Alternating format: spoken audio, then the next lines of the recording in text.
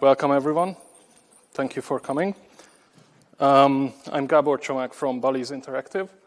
My Twitter and Medium handle is @donkeycoder. You can find me on LinkedIn and the conference Slack channel as well.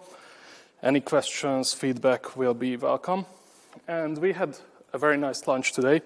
So let me talk about the topic of today, which are, of course, desserts. So we have a great taste for ice cream, but everyone has their own preference. I myself will change flavors every day when I go to the ice cream shop. And, you know, usually most companies will have much effort dedicated on testing their primary income sources, which type of ice cream sells more, which type of ice cream we should change a bit. It's all very standard. But no one will talk to you about the secondary products, the ones that are not tightly correlated, not tightly measured. So that's what I'm going to talk about today. If you go to an ice cream shop, they will never ask what coin you will ask. Usually, they might offer a choice between wafers or a paper cup, but I'm more talking about these kind of choices. Someone in the background will make a choice for ordering one of these in bulk, and then that's the ice cream cone you will have forever. And if you think about it, will that matter? Will that matter the business, which are how the secondary products are functioning? Well, we can argue about that, but the best if we measure. Now, if you're an ice cream shop, you need to have extraordinary memory to remember which customer took which one of your cone. But luckily, we work in a different industry, so that can be sorted out quite nice. This, by the way, just the first Google hits. So there are, I assure you, if you go on researching cones online, you will find some stuff. Like the other week, when I ordered an ice cream, my thumb poked a hole on it. So that ice cream eating experience wasn't the best. Now, but I never went back and told the ice cream shop, hey, I broke it, can you give me another cone? Oh, I was too busy finishing up my 2 scoops. Before I talk a bit more about ice creams, I want to talk about who am I and where I come from. I work for Bally's Interactive. We're an online gambling firm. So in reality, we don't sell ice cream, but we sell entertainment. We have multiple brands across the globe. For the ones in UK, you will be familiar with Jackpot Joy, Virgin Games, Monopoly Casino. Spain, we have Botamania. In the US, we have various Bally, Virgin brands, and we have brands in Asia and Sweden and Spain. So, getting a user is very hard for us. These are all the funnels we need to go through. Some of them are regulatory requirements. Some of them are, the KYC and other laws taking effect. Some are our promotions where we try to know the player already a bit better during the process. But all this takes a huge amount of time for a user to register, and and every second on a registration journey, we can lose potential customers. We are very proud that we are serving entertainment with care. We are a heavily regulated company and in a heavily regulated industry. We make sure that our players are rather enjoying themselves than, wagering over what they should be wagering. So we have all these steps to help us with that. But if we put it into some kind of analytics, I just made a very high-level proxy counter to help you. So if 100 potential customers will load the registration forms, by the time they are considered a full functioning player, the amount of the funneling will result in 30 players out of 100. So every step of the way, like every text input, we can see that 65% will fill in the email form, then only 64 the first name, and only 63 the second name. It's very challenging in our industry. So here is how our registration forms look like. And I was having this conversation with my PO. We inherited the registration form in a way, so the PO was new to it, and the tech team was half new to it. And we were discussing, like, how can we improve it? And the PO just said, oh, if that banner on the left-hand side, that is increasing the funneling so much. That banner is putting so much value. So do we have any PO in the room? I hope. Okay. One. All right. Very good. No offense for the rest. So who thinks the PO is right by that banner having meaningful effect? No, meaningful. Anyway, like the banner is positive according to the PO. No. Okay, not much. Who thinks it has a negative effect? Okay, who thinks doesn't matter? Okay, so yeah, we aren't unified is the point. So we need to have some decisions.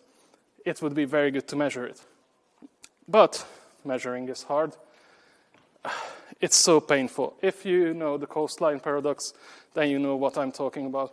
Don't get me wrong, we have a full machine learning team or department, but they are busy with getting information about the ice creams, not the cones. If I would go to them like, hey, let's decide on this small problem, they would say, okay, maybe in 3 months if there's no higher priority, and then higher priority will always come. I mean, this is an enterprise summit, so you guys should know this. So measuring is very hard, and the deeper you measure, the longer the number it will get. So how can we improve measuring?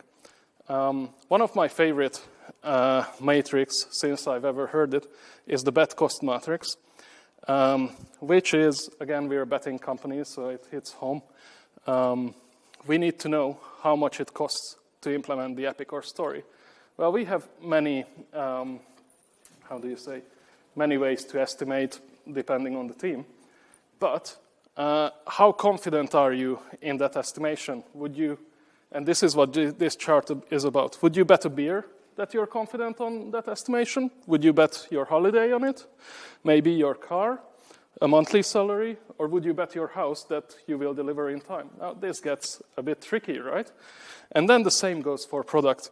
Would you bet that that story will bring the described, the prescribed, effectively the sold to the business value in this case? And I don't know, we have one PO in the room, so I won't single out. But the value, like, they will say, oh, it will bring the company millions. And if you ask, like, okay, would you bet your holiday on that? Then it will start to be a bit more questioning, and then conservativeness will hit the room. So, with every normal company, we hit the December period, everyone on holidays. So, I, as a tech lead, could work on my Christmas backlog. The Christmas backlog is great because we have time to clean up things. We have time to optimize things that were lost in the big rush of deliver. We are enterprise. As you see in the morning slides, we don't really release during Christmas. Like on the long chart from HSBC, you saw every January there was a huge dip. Like I think it was at least 20% in releases. So at the Christmas backlog, I figured, okay, we have a new tool which we signed, launched darkly, that has feature flagging. It also has experimentation features. I want to play with all these 3 things and maybe get some business value out of it. Win-win for everyone. So I did start experimenting. Okay, so because I know you love code, so here's some code. This is how the config is for that banner set up. Every site we have will read something like this.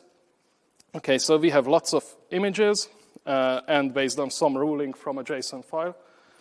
So I was thinking, okay, so how will I use LaunchDarkly to do this? LaunchDarkly supports like Boolean flagging, strings, and full JSON objects. So I figured, okay, let's try to the limits. Let's put in the full JSON object and get on with it. And I anticipated this to be a very quick proof of concept. And I started to hit on to the first hurdle. Like the onboarding application, the registration, has a BFF. Actually, the BFF will decide which image is served and will pass it to the front end in some other aggregated results and config. That was for optimization early on, but it just makes things harder in this case, because then if I want to tie in the flag evaluation to what happened on the front end, then I need to wire it through, or I can go with the technical solution and hack it everything together on the front end, which, because it's a proof of concept, of course we did. So this is, again, and the point is start small, start compact, as we see together today in earlier presentations. So the first section, okay, we create a LaunchDarkly user. We can fill it in with some custom parameters. This is a registration journey, so member ID will not exist. So later on, I just replace this with a random number. Then we have some custom parameters, like which US state, which regulatory jurisdiction they are in, which venture, which environment. So then I can later use these to configure more advanced flags. The second part is the flag evaluation itself.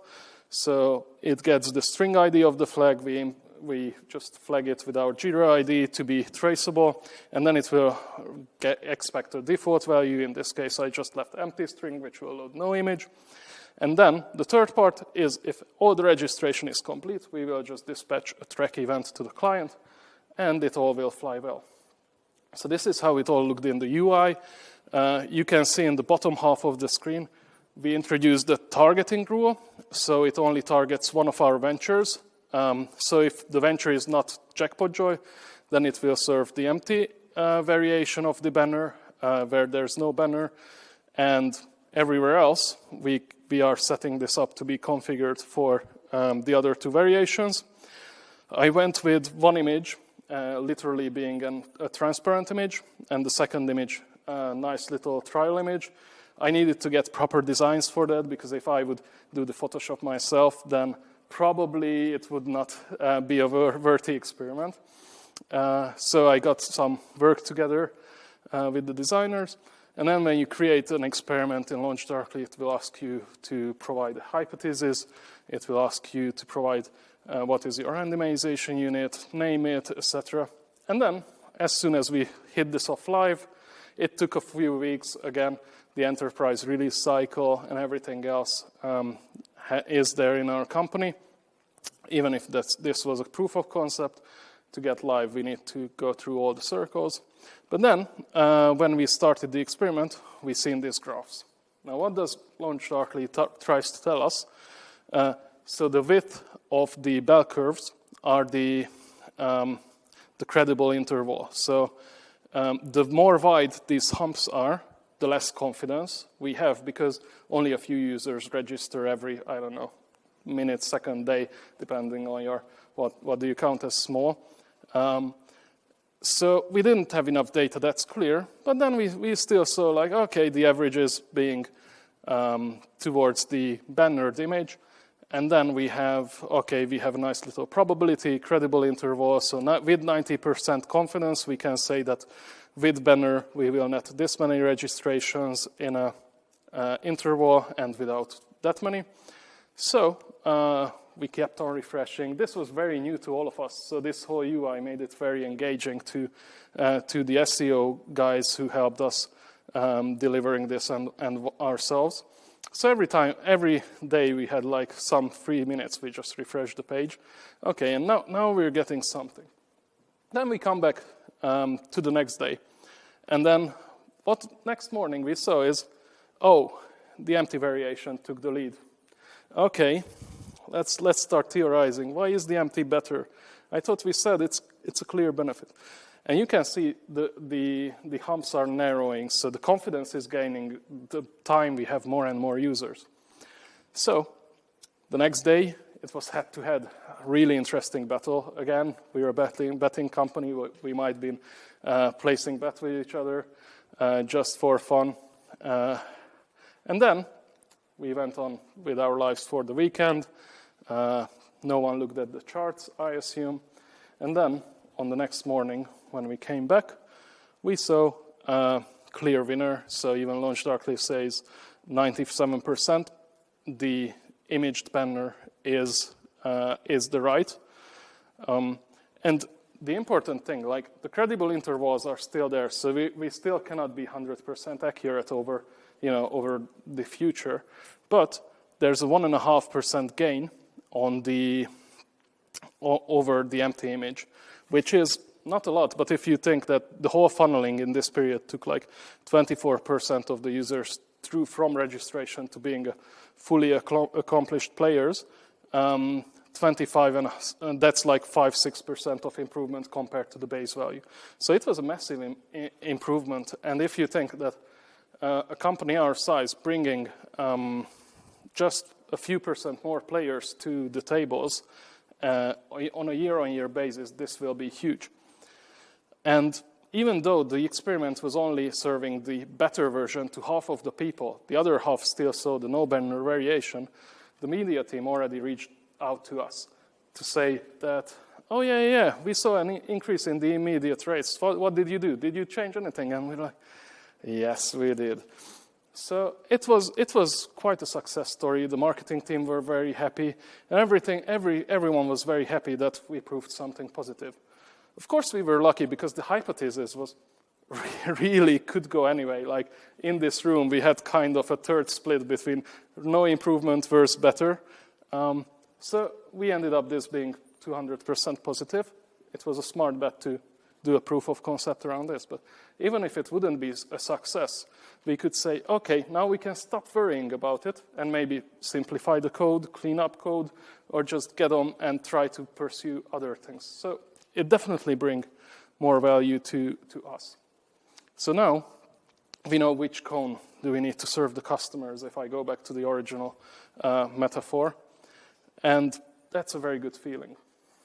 So what I want you to take away is to start baby steps, start compact, as we heard earlier. There are always going to be hurdles, and if you try to push, we need to have a full experimentation suite, it will be tough.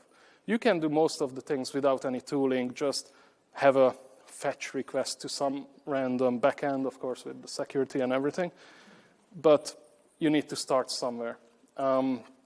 We have many ideas for future improvements. How do we convince the players to pass different parts of the onboarding journey better? And we also did another experiment. So here you can see the whole experiment is very to the left side, which means only 1 on 150 people used variation A or B. The rest ignored, so that means maybe we should just scrap that whole feature altogether. But again, no success is also as valuable data. Then if we go back to the original screen, we can debate what do we want to put here. Do we want to maybe add the logo to increase the authenticity, the trustworthiness of the site, or do anything else? Like there's so much room to improve any form, even if it's there for 10 minutes or years, there's always room to improve. And if you have the right product people, they will have all the crazy ideas. So you will just need to find out which one are worth measuring. And we also want to have some improvements to implement multi-armed bandit algorithm. So the idea here is instead of having 2 releases, one on the start of the experiment to say, okay, this is the 3 options. And then at the end, we have another release to now only serve option A, and maybe a third release to clean up code.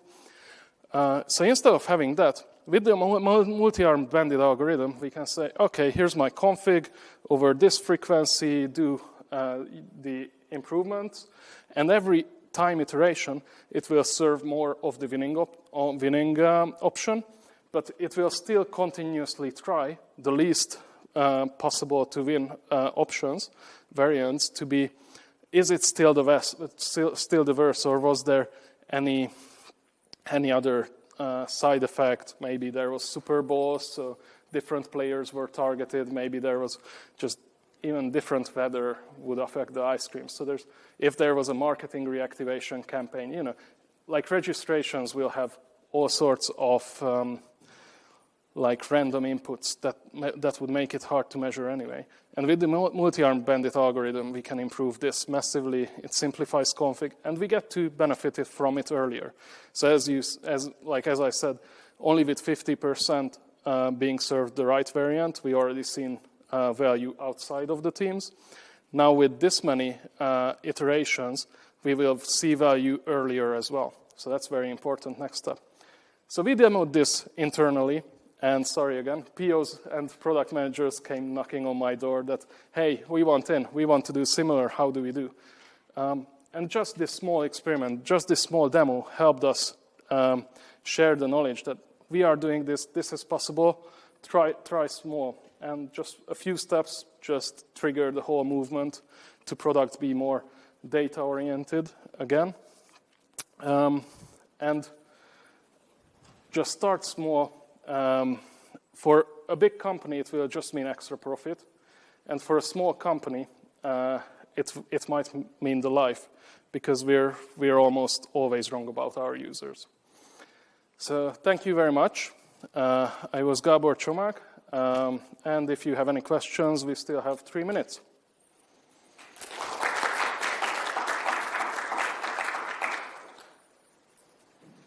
Go for it. How did you build that kind of hypothesis-driven development into your design process? So that's a very good question. So the development is basically multi-phased. We needed to integrate, or we went with integrating Launch Darkly, but again, in a very tactical solution rather than a full-fledged. So we first just did a quick solution, and now that we proved that it's useful, we will clean it up, and we will have multiple variations served, like different libraries implemented for server-side rendering and front-end client-side rendering as well.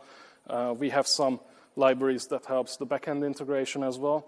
So now that we have, like again, registration is not used as the main user flow, so it's an easy area to experiment with. And once we're done with the first steps on the registration, we can then progressively roll out. And now the other experiment, what I showed being failed, that was an Android-only experiment, but that now targeted all Android daily users. And we gradually increase the rollout. We gradually come up with new things to investigate as well. The whole thing started as a Christmas backlog because I had a hunch that this is worth chasing. But now business and product is convinced that, okay, this is something that really brings value. Now I can show my initial hunch was worth the company X money. And now we can say, okay, maybe others will not work, but still there's huge benefit in knowing the failures as well. So start small and start gradually is what I can say here. Thanks. Yes? The graphs that you've shown, the confidence intervals and all that, that's also provided by Longstar? Which one? Where you had the results with 2 graphs. Yes, so this is part of the Launch Darkly UI. This was just a simple API connection. And to be clear, like this is not part, but they provide a great API where we can implement it. So this will be like a custom build on top of the Launch Darkly API. Thanks for the presentation. Okay. Anyone else? Thank you very much.